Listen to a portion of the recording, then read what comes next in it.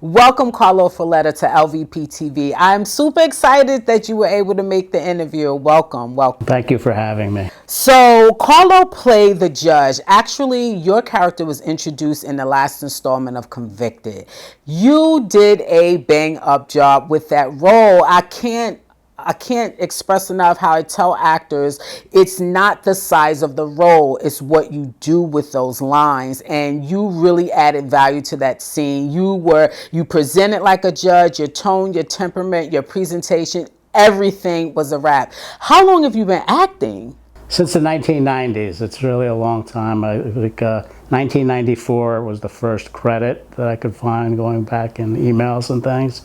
And I've been lucky. I mean, I got into decent theater groups, a murder mystery company in New Jersey. We would go to restaurants and meet people. And also on camera, my first film really went to Lincoln Center. And there I was in a court. I was the court officer telling people all rise. I was super excited when you auditioned for this role. It was, number one, a cold read. You hadn't had the sides that long, and when I say you gave me judge, you gave me judge. So have you played a judge in any other productions? Have not played a judge in other productions. I've played priests a couple of times. So I think that somber aspect to that role was an easy pickup for me. And I've dealt with judges in my personal life, going through a divorce and child visitation type stuff. So I think I injected a little bit of that. And my father-in-law, rest in peace, was a judge for a long time. Well, you certainly picked up some things, because it was so convincing. The acting was so good. I was so impressed. I don't think that we could have gotten a better judge had we gone through the casting process. And I'm so happy that you were actually a referral from us from a intern that worked with us last summer. He said, we need a judge. I have a judge. And when he referred you, and I mean, just the cold read you did, I was so blown away. Thank you so much for that. The judge had sympathy on Marcus and Marcus's situation. How do you think that the sentence that he ultimately handed down really affected Marcus? I think I dealt with some of my personal dealings with a judge or judges and how it affected me. And without giving away too much from the script, I think it was written in such a way that the sentence was fair, but would also require some discipline from Marcus. One of the things that I found so interesting because we had to do it like virtually. Had you ever had that virtual court experience? Dealt with virtual stuff in acting quite a lot with auditions and things. The way that we put that set together, if you could have been here when we were putting that set together, was a challenge in and of itself. But I think we did a really good job in giving courthouse look. But what attracted you to the project? Like, what made you even consider even auditioning for the role? Well, I work on word of mouth quite a lot. When he said there was a role for me, then that's how I met you. Right.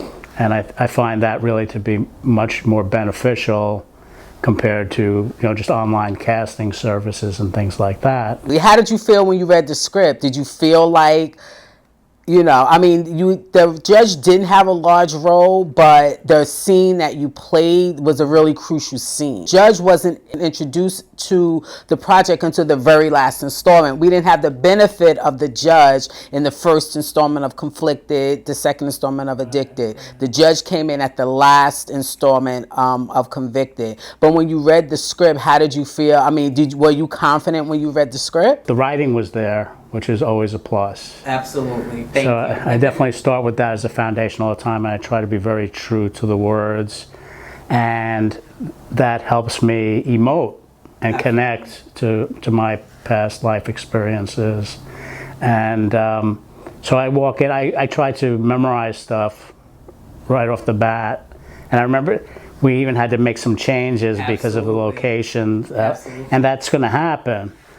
But I think by me memorizing, it's almost like a prayer, the way I approach the script, that I'm reading the words, and I come here and I start to feel more as I meet the actors and the writer. Right. I want to know what they meant. Where can we see Carlo Fiorletta? What are you working on? What have you been doing since we wrapped last summer? There's a feature movie called Detours where I'm the lead male. Excellent. Right, Congratulations. thank you. And Detours is on Amazon Prime and Tubi and other streaming channels. Okay.